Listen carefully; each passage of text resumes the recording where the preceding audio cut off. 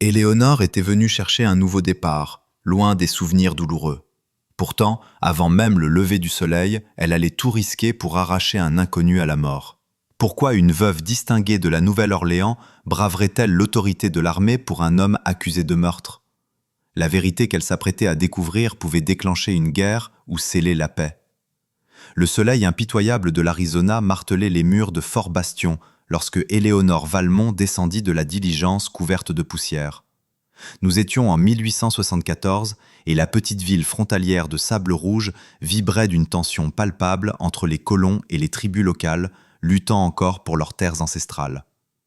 À 28 ans, veuve et déterminée, Éléonore avait quitté le confort de l'Est pour rejoindre son frère, le capitaine Julien Valmont, officier en poste au fort. « Mademoiselle Valmont, bienvenue à Fort Bastion », la salua le lieutenant Mercier en soulevant son chapeau. « Votre frère vous présente ses excuses. Il a été appelé en patrouille, mais m'a chargé de vous escorter jusqu'à ces quartiers. » Éléonore observa le poste militaire avec curiosité. Des bâtiments en bois brut formaient un carré autour d'une place d'armes, où les soldats s'exerçaient avec une discipline rigoureuse. Au-delà des murs s'étendait la prairie sauvage, à la fois magnifique et menaçante. « Merci, lieutenant. La situation avec les Indiens est-elle aussi critique que le prétendent les journaux ?» demanda-t-elle en le suivant à travers la cour poussiéreuse. Le visage de Mercier se durcit. « Pire, madame.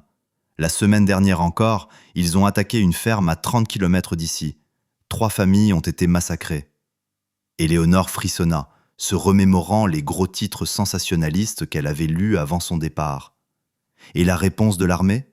« Nous avons capturé l'un de leurs guerriers, Loup Gris, comme ils l'appellent. Il doit être pendu demain à l'aube. » Éléonore s'arrêta net. Pendu ? Sans procès équitable ? Le lieutenant lui lança un regard intrigué. « Mademoiselle Valmont, nous ne sommes pas dans un salon mondain. Ici, la justice frappe vite quand c'est nécessaire. » Plus tard ce soir-là, installée dans le modeste logement de son frère, Éléonore ne parvenait pas à chasser ses pensées troublantes. Son défunt mari avait été un avocat fervent, défenseur de l'équité devant la loi. Ses principes avaient forgé la propre vision du monde d'Éléonore. À la tombée de la nuit, elle drapa un châle sur ses épaules et sortit prendre l'air. La brise nocturne portait des effluves de sauge et de feux de camp lointains. En longeant le périmètre, elle remarqua 2 gardes postés devant une petite cabane isolée, à l'écart des bâtiments principaux. La curiosité la poussa à s'approcher. L'un des soldats acquiesça respectueusement. « Bonsoir, mesdames. Vous ne devriez pas vous promener seule après le couvre-feu. »« Je suis la sœur du capitaine Valmont, » expliqua-t-elle. « Est-ce là que vous gardez le prisonnier ?» Le plus jeune des gardes parut mal à l'aise. « Oui, mesdames. Loup Gris. Un sauvage dangereux, celui-là. Il a tué 12 colons selon nos comptes. »« Puis-je le voir ?» Les mots lui avaient échappé avant même qu'elle ne puisse réfléchir. « Ce n'est pas recommandé, mesdames. Il est enchaîné, mais tout de même... »« Juste un instant, » insista-t-elle. « Je n'ai jamais vu de guerrier de mes propres yeux. » Les gardes échangèrent un regard, puis le plus âgé haussa les épaules. « 5 minutes, mais nous restons juste derrière la porte. » À l'intérieur de la cellule sommaire, un homme était assis en tailleur sur la terre battue. De lourdes chaînes de fer entravaient ses poignets et ses chevilles. Ses longs cheveux noirs tombaient sur de larges épaules, et sa peau cuivrée luisait à la lueur de la lanterne. Lorsqu'il leva la tête, Éléonore fut frappée par l'intelligence farouche qui brillait dans ses yeux sombres. « Je suis Éléonore Valmont, » dit-elle en restant près de l'entrée. Il l'examina en silence, puis s'exprima dans un français étonnamment fluide. « Es-tu venue voir le sauvage avant qu'il ne meure, femme blanche ?»« Non, » répondit-elle fermement. « Je voulais savoir si vous aviez eu droit à une audience équitable. Quelqu'un a-t-il écouté votre version de l'histoire ?» Un sourire amer effleura les lèvres du prisonnier. « Ma version ? La justice de l'homme blanc n'a pas de place pour les paroles d'un Indien. »« Êtes-vous responsable des raids, des meurtres ?» Le visage de Loup Gris se durcit. « Je suis un guerrier. Je combats pour les terres de mon peuple, pour notre mode de vie que les vôtres détruisent jour après jour. Mais les femmes et les enfants qui sont morts ?»« Je n'ai jamais tué de femmes ni d'enfants, » l'interrompit-il sèchement. « Ce n'est pas la voie de l'honneur. Je chassais le bison lorsque l'attaque a eu lieu. Quand je suis revenu et que j'ai vu les soldats poursuivre les miens, je les ai attirés loin de notre campement. C'est pour cela que j'ai été capturé. » Éléonore ne savait pas si elle devait le croire, mais quelque chose dans son regard inébranlable la fit hésiter. « Vous parlez très bien notre langue ? J'ai passé 2 ans dans une école missionnaire avant de m'enfuir. J'y ai appris votre langue, votre écriture. J'y ai appris aussi que les promesses de votre peuple sont écrites sur l'eau. » Avant qu'elle ne puisse répondre, la porte s'ouvrit. « C'est fini, madame, » annonça le garde. Cette nuit-là, Éléonore se tourna et se retourna dans son lit, tourmentée par sa rencontre avec Lougri. Et s'il disait la vérité? L'idée qu'un innocent soit pendu à l'aube la glaçait d'effroi. Aux premières lueurs, sa décision était prise. La lumière grise de l'avant-aube étirait des ombres longues sur Fort Bastion lorsqu'Éléonore se glissa hors des quartiers des officiers. Elle avait troqué sa robe de voyage pour une jupe simple et un chemisier, chaussé de bottines robustes adaptées à la frontière. Dans sa poche reposait un petit pistolet ayant appartenu à son mari, une arme avec laquelle elle s'était exercée en espérant ne jamais avoir à s'en servir. Le fort était silencieux, la plupart des soldats dormant encore dans les baraquements. Seuls les gardes de nuit luttaient contre la fatigue en attendant la relève du soleil levant. Le cœur battant à tout rompre, Éléonore se dirigea vers la petite prison, longeant les murs pour rester invisible. Les 2 mêmes gardes montaient la garde, bien que leur vigilance se fût considérablement émoussée. Le plus jeune s'était assoupi contre le mur, tandis que l'aîné faisait les 100 pas en étouffant des bâillements. Éléonore avait soigneusement élaboré son plan. De son réticule, elle sortit une petite flasque de whisky dérobée dans l'armoire de son frère. « Bonjour », murmura-t-elle en s'approchant du garde éveillé avec un doux sourire. « Je n'arrivais pas à dormir, sachant ce qui va se passer au lever du soleil. » Le soldat se redressa, surpris. « Mademoiselle Valmont, vous ne devriez pas être là. »« Je sais, » admit-elle en feignant la nervosité. « Mais j'ai apporté quelque chose pour réchauffer cette froide matinée. Tenez. » Elle tendit la flasque. « Le meilleur bourbon de mon frère. » Le garde hésita, puis accepta avec un hochement de tête reconnaissant. « Bien aimable à vous, madame. » Je me demandais, poursuivit-elle en le regardant prendre une longue gorgée, pourrais-je parler au prisonnier une dernière fois? J'ai prié pour son âme et j'aimerais lui offrir une parole de réconfort. Le garde s'essuya la bouche du revers de la main, indécis. Je ne sais pas si c'est bien réglementaire. Juste un instant, implora-t-elle. Assurément, même un condamné mérite d'entendre la parole de Dieu avant de rencontrer son Créateur. Après une autre rasade généreuse, le garde céda. 5 minutes, comme hier. Hawkins, là-bas, ne remarquera rien. Il fit un signe de tête vers son compagnon endormi. À l'intérieur, Lougri leva brusquement la tête quand Éléonore entra. Il sembla surpris de la revoir. « Tu es revenue, femme blanche. Pourquoi ?» Éléonore s'approcha rapidement, sortant une petite clé de sa poche. « Je vous crois, » chuchota-t-elle en saisissant ses fers. « Du moins assez pour penser que vous méritez un vrai procès, pas une exécution hâtive. » Les yeux du guerrier s'agrandirent de stupeur. « Où as-tu eu cette clé ?»« J'ai pris une empreinte dans la cire lors de ma visite d'hier. Mon frère garde des outils de serrurerie dans ses quartiers. Ce n'est peut-être pas parfait, mais... » Le mécanisme cliqueta et la lourde manille tomba de son poignet droit. Travaillant avec hâte, Éléonore libéra l'autre poignet et s'attaqua au fer en serrant les chevilles. Un cheval est attaché derrière le comptoir du ravitailleur. Fuyez vers le nord, rejoignez la rivière sanglante. Mon frère a mentionné que certains des vôtres y ont établi leur campement. Lougri massa ses poignets meurtris, l'observant avec un mélange de suspicion et d'émerveillement. « Pourquoi risquer cela pour moi ? Mon défunt mari croyait que la justice devait être aveugle, qu'elle ne devait favoriser ni la naissance ni le rang, répondit Éléonore en déverrouillant la seconde entrave. Si vous êtes innocent du meurtre de ces femmes et de ces enfants, comme vous le prétendez, alors cette pendaison serait un assassinat, non une justice. Au moment où la dernière chaîne tomba dans la poussière, des cris éclatèrent à l'extérieur. « Le prisonnier! Vérifiez la cellule !» Le garde endormi s'était réveillé, donnant l'alerte. « Partez, vite !» pressa Éléonore en désignant l'étroite lucarne au fond de la geôle. « C'est à peine assez grand, mais vous pouvez passer. » Lougri se dressa de toute sa hauteur, dominant Éléonore de sa stature imposante. Un instant, il scruta son visage avec intensité. « Tu as le cœur d'un guerrier, dit-il enfin. Je me souviendrai d'Éléonore Valmont. » Avec une agilité stupéfiante, il se hissa vers l'ouverture, glissant sa carrure musculeuse à travers le cadre étroit, juste au moment où la porte volait en éclats derrière eux. « Bon Dieu, qu'avez-vous fait ?» haleta le vieux garde en fixant Éléonore sous le choc. Éléonore tint bon, le menton levé avec défi, ce que ma conscience exigeait. En quelques minutes, le fort sombra dans le chaos. Les soldats enfourchèrent leurs montures et galopèrent à la poursuite du fugitif. Éléonore fut escortée manu militari jusqu'au bureau du commandement, où le colonel Dumont la toisa avec un mélange de fureur et d'incrédulité. « Mademoiselle Valmont, réalisez-vous la gravité de vos actes ? Vous avez relâché un ennemi juré de l'État, un homme responsable de la mort de citoyens honnêtes.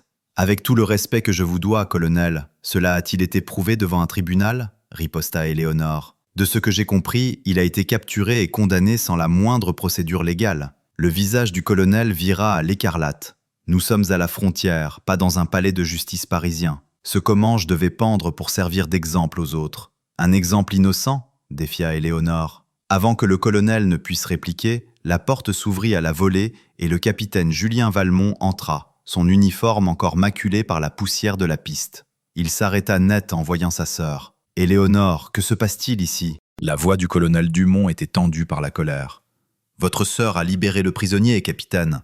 Un prisonnier qui devait être exécuté pour avoir pillé les colonies sous votre protection. » Julien blêmit, regardant Éléonore avec effarement. « Dis-moi que c'est faux. » Éléonore soutint le regard de son frère sans ciller. « Je ne pouvais pas rester les bras croisés et regarder un innocent se faire pendre, Julien. »« Innocent ?» Julien lâcha un rire amer. « Lougri est l'un des guerriers les plus redoutés de la région. Être un guerrier ne le rend pas coupable de toutes les atrocités attribuées à son peuple, insista Éléonore.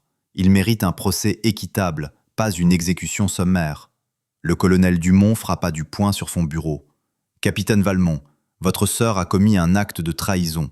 Elle sera consignée dans ces quartiers jusqu'à ce que nous décidions de la marche à suivre. Quant à vous, vous dirigerez le détachement pour reprendre Lougri. » Julien opina sèchement, évitant le regard d'Éléonore. « À vos ordres, mon colonel. » Alors que 2 soldats raccompagnaient Éléonore vers le logement de son frère, elle ne put s'empêcher de se demander si elle n'avait pas commis une terrible erreur. Et si Lougri avait menti ? Si ses actions menaient à d'autres morts ?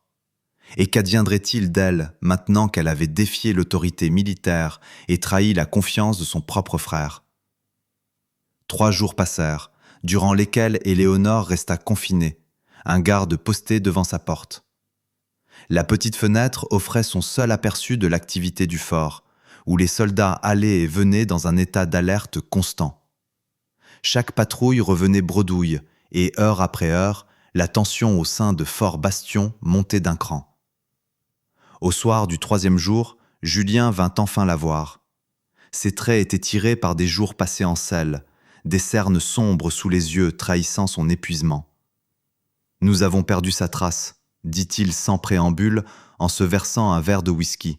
« Il connaît ce territoire mieux que n'importe lequel de nos pisteurs. » Éléonore, assise au bord du lit, les mains jointes sur ses genoux, le regarda avec tristesse. « Es-tu venu me condamner toi aussi, Julien ?»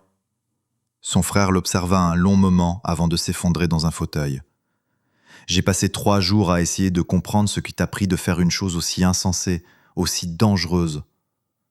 Je crois qu'il était innocent des crimes spécifiques pour lesquels il allait être pendu, dit doucement Éléonore. Cela ne compte-t-il pas pour toi ? Ce qui compte, c'est que 12 personnes sont mortes au ruisseau des Saules et que quelqu'un doit payer, rétorqua Julien en vidant son verre d'un trait. Lougri a été capturé près du site, ses peintures de guerre encore fraîches. A-t-il avoué avoir tué des femmes et des enfants ? Julien détourna le regard. Il a refusé de parler à quiconque sauf au colonel. Et le colonel Dumont a-t-il partagé la teneur de cette conversation ? Face au silence de Julien, Éléonore poursuivit. « J'ai parlé avec lui, Julien. Il a affirmé qu'il chassait le bison au moment de l'attaque, qu'il a attiré tes soldats loin du campement de son peuple. C'est pour cela qu'il a été pris. Et tu crois la parole d'un Comminges plutôt que celle de tes compatriotes ? La voix de Julien était plus empreinte de blessure que de colère. « J'ai cru au principe qu'un homme mérite d'être entendu avant qu'on lui ôte la vie », répondit Éléonore. « Le même principe que notre père nous a enseigné à tous les deux. » Julien se frotta les tempes. « Lizzie, nous ne sommes pas dans les salons de l'Est. Les règles sont différentes ici. Devraient-elles l'être? N'est-ce pas pour cela que nous sommes venus dans l'Ouest, pour y apporter la civilisation ?» On frappa à la porte, interrompant leur conversation. Un jeune caporal entra et salua. « Capitaine Valmont, le colonel Dumont demande votre présence immédiate. Des cavaliers approchent par le nord, on dirait des Comanches. » Julien fut sur pied en un instant. « Combien sont-ils ? » ?»« Une douzaine, mon capitaine. Ils brandissent un drapeau blanc. » Éléonore se leva à son tour. « Un drapeau blanc ? Ils veulent parlementer. » Le caporal lui jeta un coup d'œil incertain. « Oui, madame. Et il demande la femme qui a libéré Lougri. » Le visage de Julien se ferma. « Absolument pas. Éléonore reste ici. » « Julien, intervint-elle en posant une main sur son bras. S'il me demande spécifiquement, refuser pourrait compromettre toute chance de résolution pacifique. » Ce pourrait être un piège, argua-t-il. Une douzaine de guerriers contre un fort rempli de soldats, ce serait du suicide. Laisse-moi aider à réparer ce que j'ai commencé, plaida Éléonore. Après un moment de tension, Julien acquiesça à contre-cœur. Tu resteras derrière moi à tout moment. Dehors, le fort entier s'était mobilisé. Les soldats bordaient les remparts, fusils prêts à faire feu, tandis que le colonel Dumont et plusieurs officiers se tenaient près de la porte principale. Au-delà, sur une petite butte à une centaine de mètres du fort, attendait la délégation indienne. « C'est hautement irrégulier, marmonna le colonel Dumont, alors que Julien et Éléonore approchaient. « Capitaine, pourquoi votre sœur est-elle ici ?»« Les Comanches t'ont demandé, » répondit Julien avec raideur. « Et je crois que nous devrions écouter ce qu'ils ont à dire. » Dumont grimaça mais hocha la tête. « Très bien, nous irons à leur rencontre à mi-chemin, sous la bannière de trêve. Lieutenant Mercier, capitaine Valmont, vous m'accompagnez ?» Mademoiselle Valmont restera 5 pas derrière, encadrée par 2 gardes. Alors qu'il s'avançait vers la délégation comanche, le cœur d'Éléonore battait la chamade. En tête du groupe autochtone chevauchait un homme âgé et digne, au visage sillonné par l'âge et la sagesse. À ses côtés, à la grande surprise d'Éléonore, se tenait Lougri, assis fièrement sur un poney paille. Les 2 groupes s'arrêtèrent à quelques mètres l'un de l'autre. Un long silence s'étira entre les 2 mondes, lourd de menaces et d'attentes. Le vieux chef leva la main en signe de salut, imposant le silence. « Je suis le chef Aigle Cendré des Comanches Quahadis », annonça-t-il dans un français accentué mais clair. « Je viens parler au chef blanc et à la femme au cœur brave. » Le colonel Dumont fit un pas en avant, raide dans son uniforme. « Je suis le colonel Thomas Dumont, commandant de Fort Bastion. Pourquoi êtes-vous venu ?»« Mon fils, Lougri, m'a parlé de celle qui a cru en la justice plus qu'elle n'a écouté la peur, » répondit Aigle Cendré, ses yeux sombres se posant sur Éléonore. « Il dit qu'elle l'a libéré quand d'autres voulaient le pendre sans preuve. Votre fils est accusé d'avoir attaqué nos colonies et tué des citoyens, » déclara fermement Dumont. « Son évasion est une offense grave. » Aigle Cendré hocha la tête avec gravité. « Je connais l'attaque sur le lieu que vous appelez Ruisseau des Saules. Mon fils n'y était pas. Il dit vrai lorsqu'il affirme qu'il chassait le bison pour nourrir notre peuple. »« Avec tout le respect, chef, » intervint Julien, « nous n'avons aucun moyen de vérifier cette affirmation. C'est pourquoi j'ai amené cet homme. » D'un geste, Aigle Cendré fit signe à un cavalier de s'avancer du groupe Comanche. À la stupéfaction générale, c'était un homme blanc, barbu, vêtu de peau de daim usée par le temps. « Je me nomme Gaspard Lebrun, » dit l'homme en soulevant le bord de son chapeau graisseux. « Je suis un trappeur et je vis parmi les Quahadis depuis bientôt 5 ans. » Les yeux du colonel Dumont se plissèrent de suspicion. Un blanc qui a tourné le dos au sien. Un homme qui trouve plus d'honneur chez les sauvages que parmi ceux qui se prétendent civilisés. « J'ai trouvé plus d'honnêteté ici que dans bien des villes, » répliqua Lebrun d'une voix égale. « J'étais avec le groupe de chasse de Lougri quand l'attaque du ruisseau des Saules a eu lieu. Nous étions à 2 jours de cheval au nord, sur la piste d'un troupeau. Un témoignage bien commode venant d'un homme clairement acquis à leur cause, » railla Dumont. « J'ai aussi ceci. » Le brun plongea la main dans sa sacoche de sel et en sortit un petit carnet relié de cuir. Mon registre de traite. Chaque transaction, chaque lieu, daté et consigné. Vous y trouverez les entrées des jours en question, décrivant notre campement près de la rivière sanglante. Julien prit le carnet, feuilletant les pages, le front plissé. Cela semble être un compte-rendu minutieux, admit-il à contre-cœur après un moment. Éléonore s'avança, ignorant le regard d'avertissement de son frère. Si Lougri est innocent du massacre, alors qui est responsable ? L'expression d'Aigle cendré s'assombrit. Il y a des renégats, même parmi mon peuple. De jeunes hommes qui rompent avec les traditions et suivent seuls le sentier de la violence. Un tel groupe est mené par un guerrier nommé Couteau Rouge. Ils ne répondent plus au conseil tribal et ne respectent plus nos lois. « Pourquoi nous dire cela ?» exigea le colonel Dumont. « Pourquoi trahir les vôtres ?» « Parce que les actes de Couteau Rouge apportent la souffrance sur tous les Comanches, » répondit le vieux chef. « Ces raids provoquent la colère de votre armée, qui frappe ensuite mon peuple, coupable ou innocent. Trop de sang a coulé. » Lougri prit la parole pour la première fois. « Mon père offre l'emplacement du camp de Couteau Rouge. En échange, nous demandons la paix entre Fort-Bastion et la tribu des Kaadi. » Son regard trouva celui d'Éléonore. « Et nous demandons que la femme qui a montré courage et honneur ne soit pas punie pour avoir suivi son cœur. » La mâchoire du colonel Dumont se contracta alors qu'il soupesait l'offre. « Capitaine Valmont, lieutenant Mercier, un mot. » Les officiers s'écartèrent pour une conférence hâtive, tandis qu'Éléonore restait seule face à la délégation. Lougri lui adressa un léger signe de tête, un geste de respect qui n'échappa à personne. « Tu as pris un grand risque, » dit-il doucement. « Mon peuple n'oubliera pas. »« Je n'ai fait que ce que je croyais juste, » répondit-elle. Lorsque les officiers revinrent, l'expression du colonel Dumont était toujours sévère, mais l'hostilité s'était estompée. « Nous allons considérer votre offre, chef Aigle cendré. Si les informations concernant Couteau Rouge s'avèrent exactes, nous pourrons établir des termes de paix avec votre bande. »« Et la femme ?» insista Aigle cendré. Dumont jeta un coup d'œil à Éléonore. Les actions de mademoiselle Valmont, bien que mal avisées, semblent avoir ouvert une opportunité inattendue pour la diplomatie. Il n'y aura pas de charge formelle, pourvu qu'elle comprenne la gravité d'interférer dans les affaires militaires à l'avenir. Aigle cendré hocha la tête, satisfait. Nous enverrons un messager à l'aube avec la position du camp de Couteau Rouge. Après cela, le chemin à suivre dépendra de l'honneur de nos deux peuples. Alors que la délégation s'apprêtait à repartir, Lougri s'attarda un instant. « Éléonore Valmont, dit-il, tu as jeté un pont entre deux mondes par ton acte de foi. Peut-être y a-t-il un espoir pour la paix, après tout. » Sur ces mots, il fit tourner son cheval et rejoignit son père, laissant Éléonore debout à la croisée des chemins, entre la structure militaire qui représentait sa propre culture et les cavaliers qui s'éloignaient vers l'horizon. Julien vint se placer à côté d'elle alors qu'il regardait les silhouettes disparaître dans le lointain. « Tu as déclenché quelque chose ici, Lizzie. Pour le meilleur ou pour le pire, je ne suis pas encore sûr. Parfois, il suffit d'un acte de foi pour briser un cycle de méfiance, » répondit-elle doucement. « Peut-être est-ce le début de la compréhension, et non plus seulement du carnage. » En retournant vers le fort, Éléonore sentit un changement profond dans sa perception de la frontière.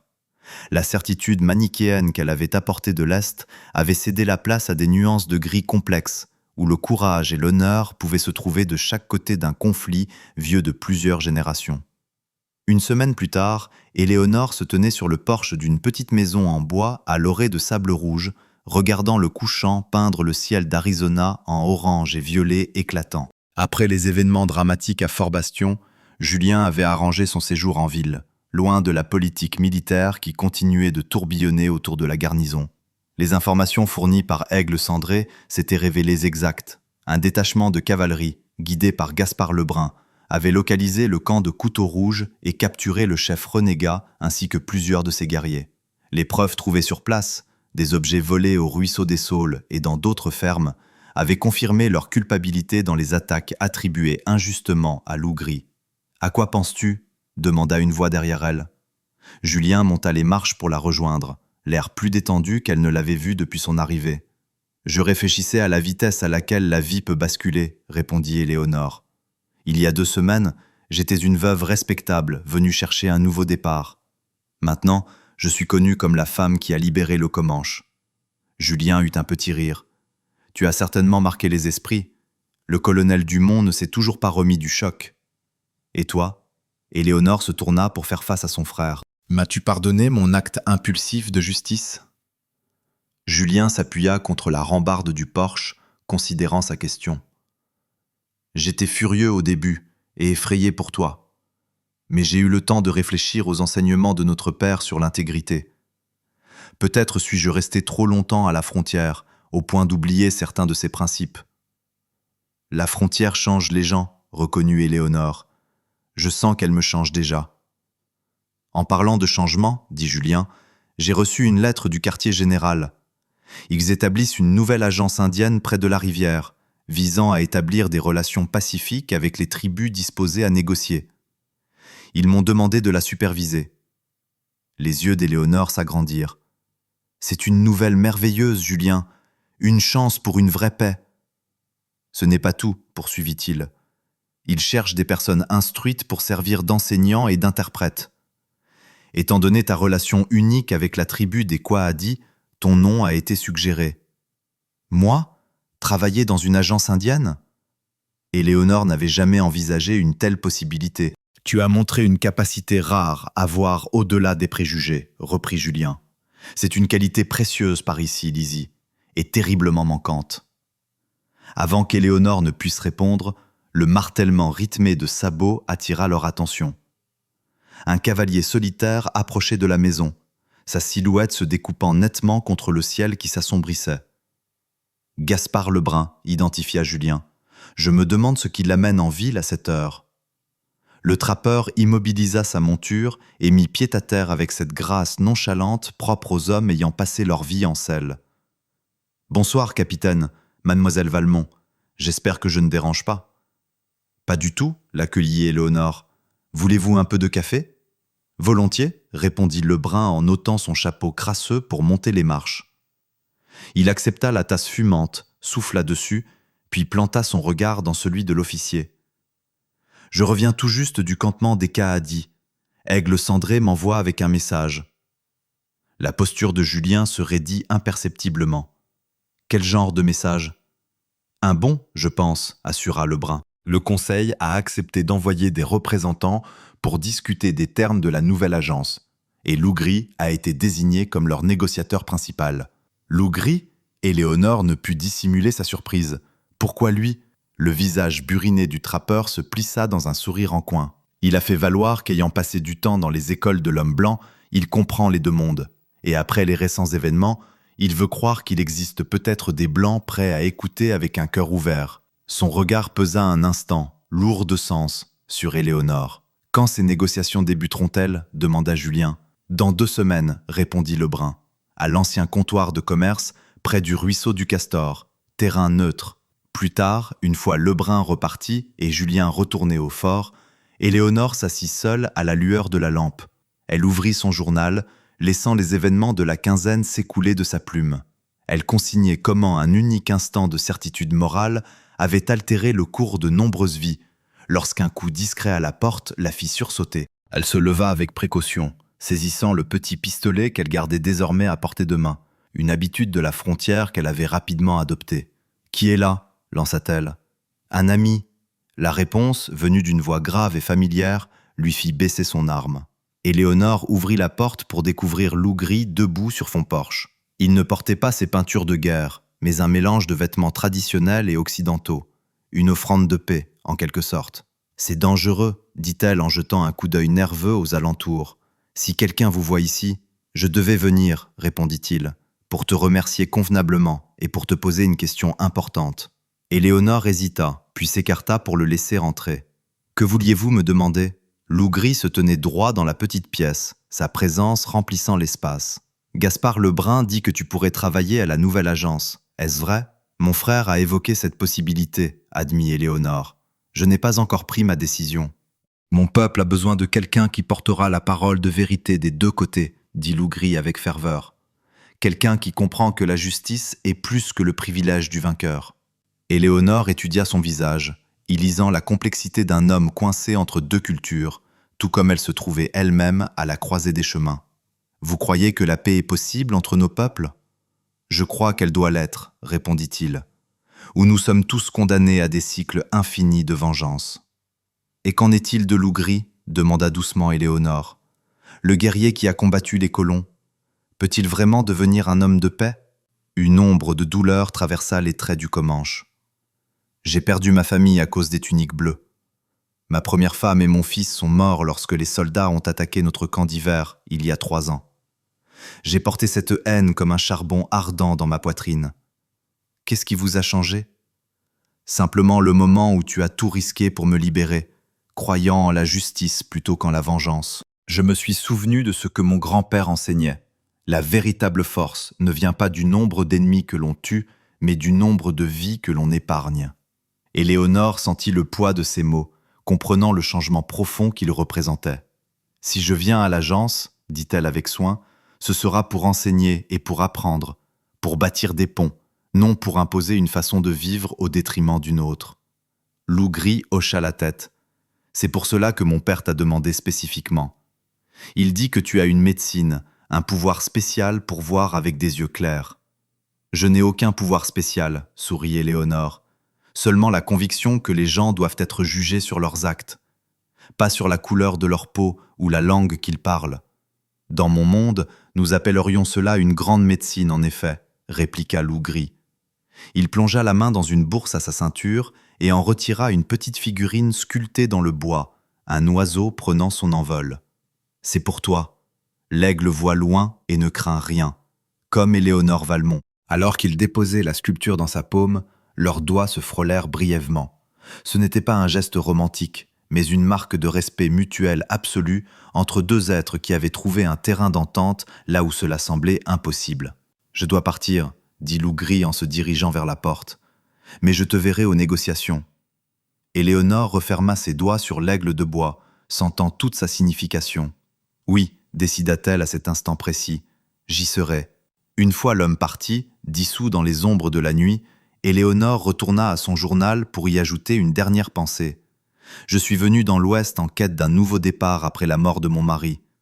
Je n'aurais jamais imaginé que ce commencement me placerait au carrefour de 2 mondes en conflit. Pourtant, me voici, non plus simplement une veuve de la ville, mais une femme qui pourrait aider à façonner l'avenir de cette frontière. Le chemin à parcourir est incertain, semé de préjugés et de méfiance de part et d'autre. Mais ce soir, j'ai vu dans les yeux de Loup Gris le même espoir qui bat dans mon propre cœur, que la compréhension peut triompher de la haine, que la justice peut l'emporter sur la vengeance. Demain, je dirai à Julien que j'accepte le poste à l'agence. Les salons mondains me semblent appartenir à une autre vie désormais. Cette terre sauvage et magnifique m'appelle vers un but plus élevé, et je découvre que je ne peux m'en détourner. » Alors que la nuit texane s'épaississait autour de la petite maison, un coyote hurla au loin, un son solitaire qui parlait de nature sauvage et de possibilités infinies. Éléonore Valmont, autrefois dame du monde, désormais femme de la frontière, souffla sa lampe et s'endormit en rêvant au pont qu'il restait à bâtir.